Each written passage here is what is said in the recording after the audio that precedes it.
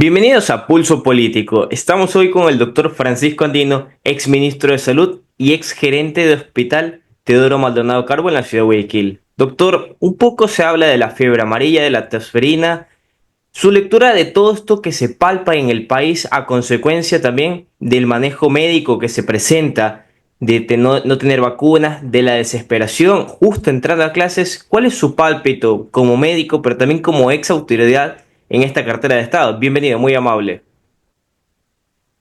Bueno, lo primero es que primero saludar a toda esta audiencia y obviamente a todos los que escuchan esta prestigiosa emisora y referir que lo que hemos dicho, la salud pública estaba en terapia intensiva, hoy podemos rehacer ese criterio y decir que está moribunda. Cuando comienzas a saltarte los brotes como canguilera y que tienes muertos, uno de los mayores indicadores de valorar el sistema de salud es la mortalidad. Entonces, esa mortalidad te debe de a ti definirte y decirte algo está pasando. Y estamos preocupados de la fiebre amarilla, de la tosferina, que va cobrando víctimas y que definitivamente tenemos que analizarla. Pero el dengue el 2024 cerró con 69,000 casos de infectados. 7,000 graves que no deberían haber estado, llegar al segundo o al tercer nivel de hospitalización y 79 muertos. Entonces, eso nos hace notar inclusive que llevamos meses con un triple brote de virus sincitial respiratorio, influenza y COVID. Entonces, que ha venido teniendo impacto en los hospitales pediátricos porque ha sido el de mayor condición de atención en los niños. Entonces, y hoy nos aparece la tosferina. Entonces, al aparecer la tosferina, estamos refiriendo que siendo una enfermedad que se controla por inmunización y se encuentra en el cuadro básico de inmunización, en la cartilla que nos ubica la inmunización, nosotros podemos decir algo ha sucedido. En otro programa estaba diciendo o se compraron vacunas ineficaces o había problemas de operativización donde ves brechas inmunológicas. En este Pero caso también se así, puede aludir de quizás la digna del ecuatoriano, de esperar todo al último minuto, por lo que usted manifiesta. O sea, sí, sí, se sí, calcula una cosa, pero se acciona otra. sí, hay despreocupación. Las coberturas están por 60%. Es una vergüenza. Es una vergüenza para el país que coberturas estén así, que puede ser responsabilidad comunitaria.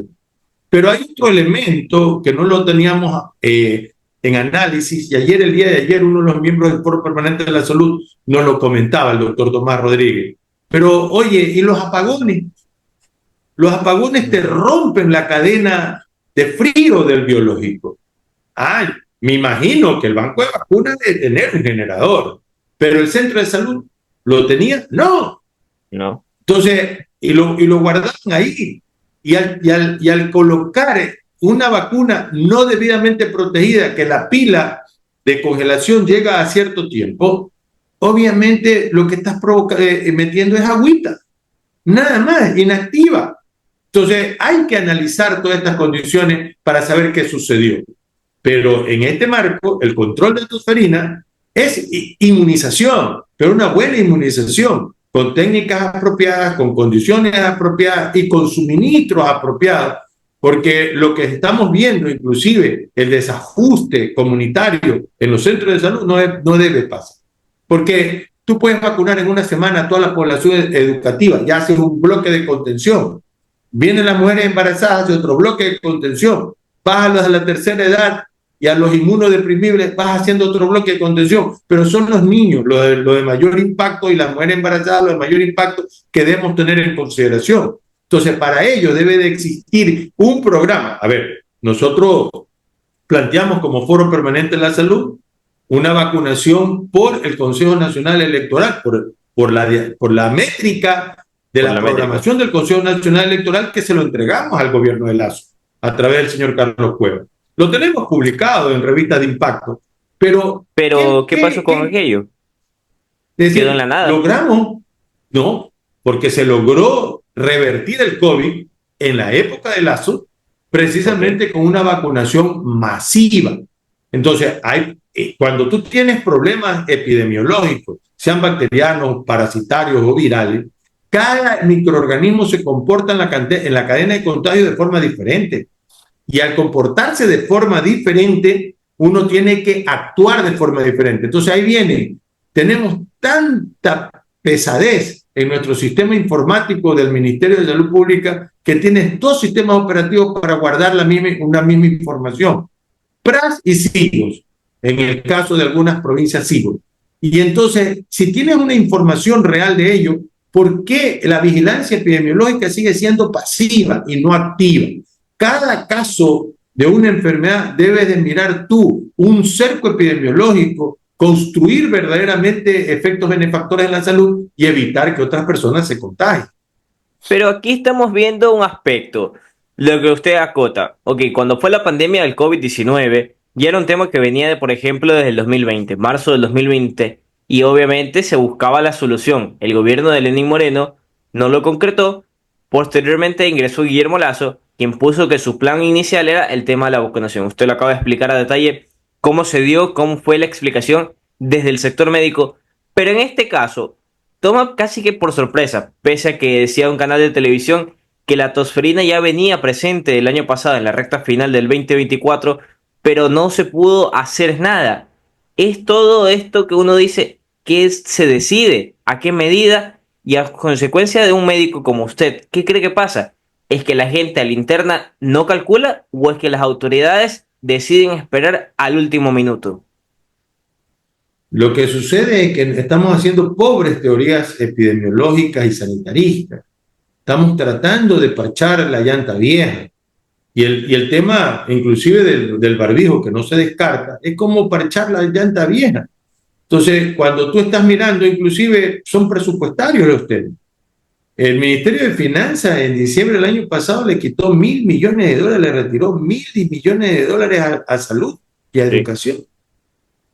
Y entonces, ¿qué estamos nosotros creyendo?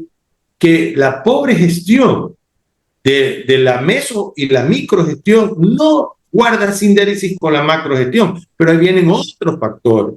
Modelo de sistema de salud obsoleto, aberrante, que no hemos podido cambiarlo a pesar de necesitarlo a gritos, ¿no es cierto? Y claro, un código orgánico que era perverso el que teníamos anterior y hoy están haciendo un código orgánico de espalda a toda la población técnica y a espalda de la población general, cuando deben de ser más bien los colectivos los que aporten a ese código nuevo en una ley donde coyunture los subsistemas de acuerdo al artículo 360 de la Constitución en su segundo inciso, que te manda a hacer el sistema público de salud. Generar un programa de atención de salud colectiva globalizado en todas las instituciones del Estado. Educación, la Secretaría de Comunicación, la obligatoriedad de darle mensajes de comunicación social en salud a toda la comunicación, esa educomunicación de salud. Los gobiernos autónomos descentralizados deben pedir la competencia de la salud colectiva, que tiene que ¿A ver qué se refiere no con a eso? Porque, por ejemplo, hay pocos municipios que se han accionado en esto de la soferina y también de la fiebre amarilla. Pero obviamente dirán, no tengo recursos, no tengo la competencia. ¿Cuál es su visión desde ese caso? Mira, las direcciones de acción social, salud y educación es un proyecto viejo que lo tuvimos como foro permanente de la salud y lo único que determina es que la salud no se hace en los hospitales ni en la red de salud. La salud se hace en los gobiernos autónomos descentralizados. Hemos dicho nosotros que habría que eliminar las prefecturas porque no cumplen, se cumple doble rol entre prefecturas y alcaldías. Entonces, si cada alcaldía tiene una delimitación de su territorio, entonces lo que nosotros manda la Constitución es llamar a las gobernaciones electas que pueden coordinar la acción del Estado grande al Estado chiquito entre las alcaldías y las juntas parroquiales. $2.200 millones entregarle al agua potable, alcantarillado, desecho de sólidos, medio ambiente, vialidad y vivienda harán que cambie la salud pública en el Ecuador en grande. Si la salud colectiva es tomada por los municipios, de acuerdo al último cálculo, el único que lo tengo es de $14 per cápita por cada condición. Es el municipio el que tiene que llevar adelante, ¿qué? Programas de educomunicación sanitaria, de cambios de estilo de vida, de medio ambiente adecuado. Y entonces, y con ello, exigir ese recurso para generar eso. Además, el COTAC les da la oportunidad de coger el 10% de su presupuesto en obras sociales. Dejen de buscar el beneficio de lo que está por arriba del piso, parques, etcétera. Comiencen a sembrar árboles, comiencen a hacer cosas importantes. Son cosas baratas. Que ayuden a la salud, dice usted. Que todo ayude a la salud. E inclusive, cuando nosotros vemos eso, los medios de comunicación, debe haber una reforma. Entonces, la Secretaría de Comunicación, que va a gastar $5 millones para una publicidad gubernamental, mejor que los gaste en condiciones reales de publicidad que debe estar pagada en cada medio de comunicación. Es decir, y en un porcentaje de las grandes empresas a poner al servicio de la población.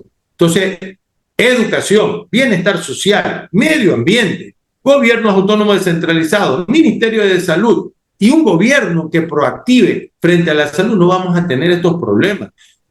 El 62% de la mortalidad bruta se controla por cambios de estilo de vida y entre ellos la alimentación y el reconocimiento del riesgo y el autocuidado para enfermedades y el tener servicios básicos de salud, de agua potable, alcantarillado, desechos de sólidos, etcétera, alumbrado. Eso es lo que te cambia el perfil epidemiológico de la salud y no solamente parchar la llantita vieja de que ocurre un problema y le vamos a poner el parche. Es necesario. Es la vacuna en este caso. Salud. Para mí es el barbijo. La vacuna es la solución definitiva.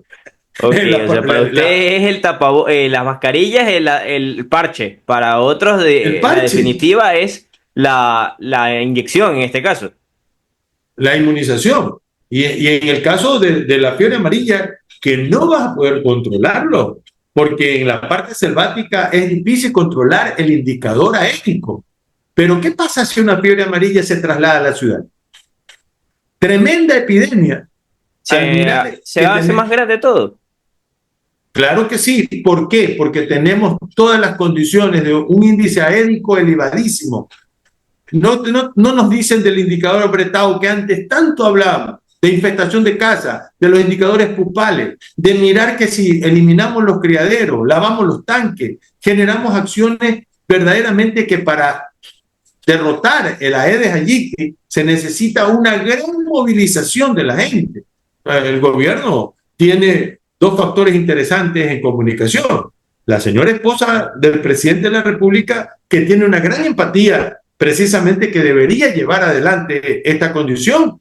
Y lo otro es que sugerirle al presidente que genere un consejo presidencial de salud, que sea honore, que verdaderamente pueda él tener una hoja de ruta por donde conducir el problema de la salud. Y escuchar distintas posturas. Escuchar las distintas posturas y decirle al ministro, que a lo menos tiene maestría en gestión sanitaria, pero que no tiene los conocimientos básicos que debe de tener un médico, decirle, vaya por este andarivel. Sí, nosotros no podemos ir cambiando de ministro a ministro, que es un problema. Pero, mire, Mar Lalonde, en 1974 cambió el sistema de Canadá y no era médico, era economista, pero sabía de salud pública. Él lanza todos estos criterios sanitaristas que al final la OMS lo coge precisamente para salud para todos en el año 2000, en Alma Ata. Las poblaciones que no reconocen su historia o no ven los problemas están secuestradas o están lanzadas al fracaso. Aquí no reconocemos, obviamente, nuestros errores, que vengan de donde vengan, sea por la pandemia del COVID-19, sea por los problemas administrativos. Aquí en el Ecuador cuesta reconocer, pero tomando su ejemplo que decía del Frente Médico, que usted es parte, ¿verdad? ¿Me reitera, por favor, el nombre? Foro Permanente de la Salud. Foro Permanente de la Salud.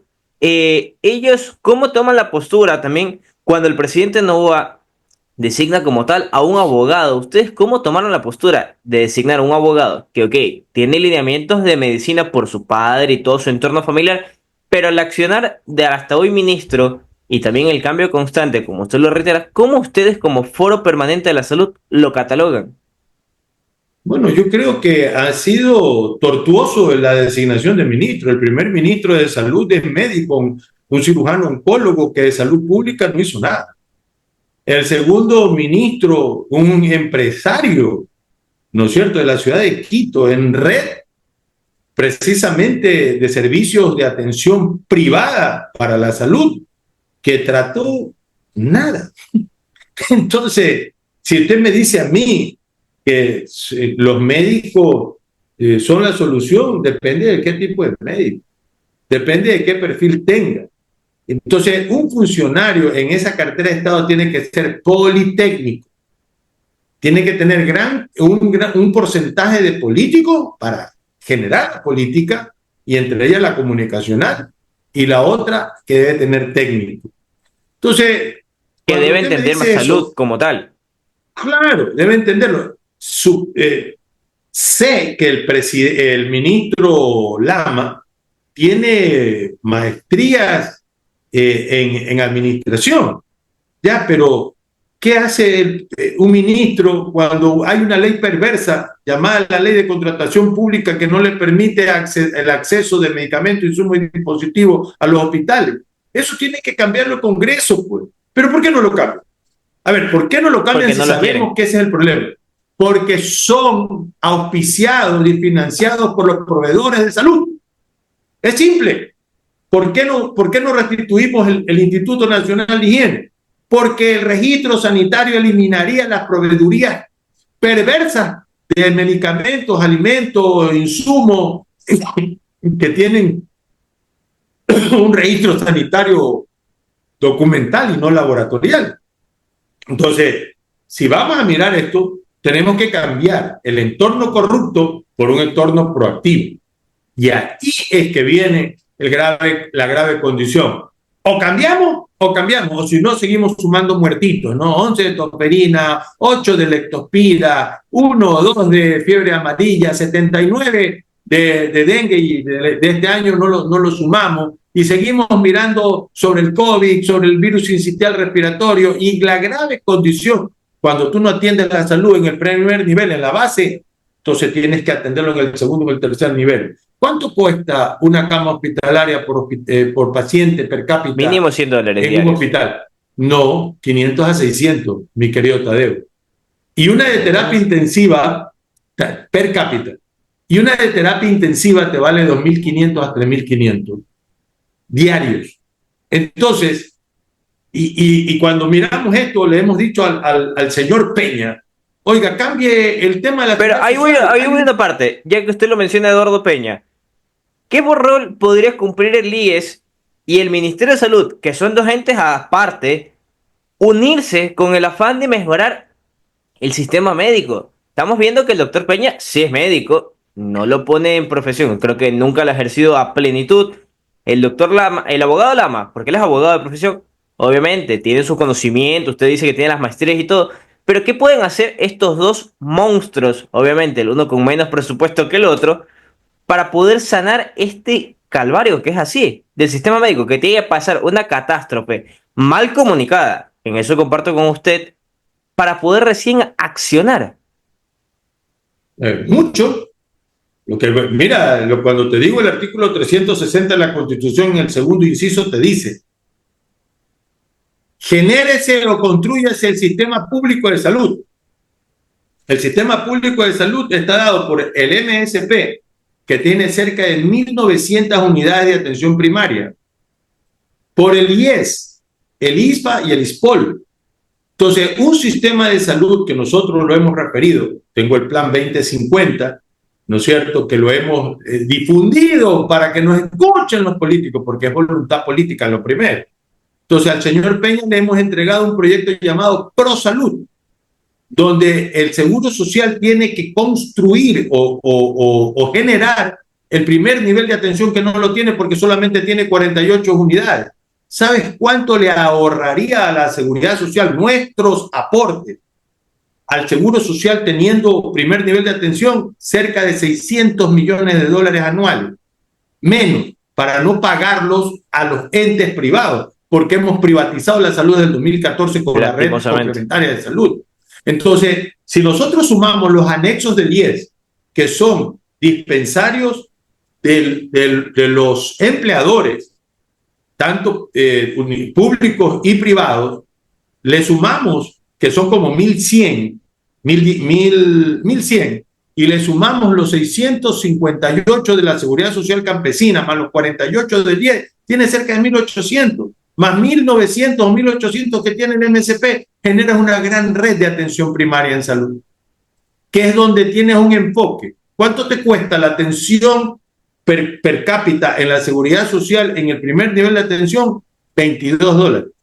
Pasas al segundo nivel, que son los dispensarios, $55. Pero te quieres hacer atender en el Teodoro Maldonado Carbo, en el Carlos Andrade Marín o en el Carrasco del IES, te vale $155. Entonces, ¿por qué estamos en esto? Porque el IES inclusive le paga a los proveedores, le pagaron a un odontólogo en la ciudad de Guayaquil, ni sé cuántos millones de dólares, ya ahorita hasta me olvido, no sé si eran 160 o 130 millones de dólares, a un odontólogo. Entonces, y por ahí, a los de los ojitos, también hay otro que cobra una millonada que le deben, y a todo el mundo le deben. Es el tema de la parte privada, lo que usted en sí siente que hay que sanar. Pero lo primero es que si tú sigues en ese nivel, sigues siendo un saco roto. Me explico, pagas y sigues endeudando, pagas y te sigues endeudando. Tienes que operativizar el sistema. El Ministerio de Salud Pública tiene que ser el ente rector, pero no el ente proveedor. Entonces, sanando, eliminando el 535 del IES, generando un sistema previsional de salud tipo Bigmariano como la tiene en Europa, y verdaderamente atendiendo esta infraestructura sanitaria, el que tiene que operativizar el sistema debe ser la Seguridad Social con una reforma adecuada. Y el Ministerio de Salud ser el ente rector, evaluador, sancionador y no proveedor. Y con esa condición darle salud a la gente. El del Seguro Social Campesino es el peor de los subsistemas pequeñitos, porque a la larga ese pobre hombre, que claro, que ahí viene la queja, es que aportan $3, $5. Oye, pero nos metieron y nos enchufaron a los hijos de los afiliados y a los cónyuges, pasando de 3.200.000 afiliados de atención y seguro de salud a 8.500.000 personas. Entonces, ¿y cuál es el rol del Estado? Si ya está prácticamente asumiendo la seguridad social parte de la población. Es la falta de control. Entonces, eso que necesitamos, cambiar un sistema de salud, pero para eso los legisladores no tienen que andar haciendo un código nuevo sin la consejería o sin un congreso, un cónclave donde todos nos pongamos de acuerdo. Sin escuchar a médicos, que ese es lo que falta a veces en la asamblea, escuchar a los expertos en materia. Pero lógico, entonces, ¿qué estamos creyendo? Que somos todos poderosos en salud, nadie puede ser más que otro. Tenemos que juntar y hacer escucha. Y por eso la sugerencia al presidente a conformar un Consejo Presidencial de Salud ad honorem, adjunto a la presidencia, con poderes, ¿no es cierto?, que le pueda dar la hoja de ruta para que el ministro Lama o cualquier ministro que se siente en esa cartera pueda hacer los cambios necesarios. Porque se habla de cambio.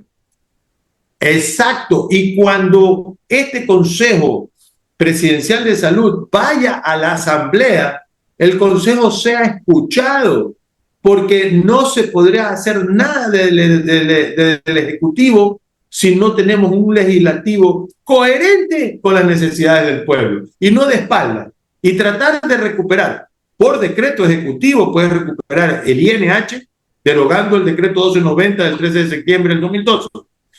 Puedes recuperar la institución que controla a los vectores y ya no siendo un ESNEN, sino una institución de enfermedades metaxémicas.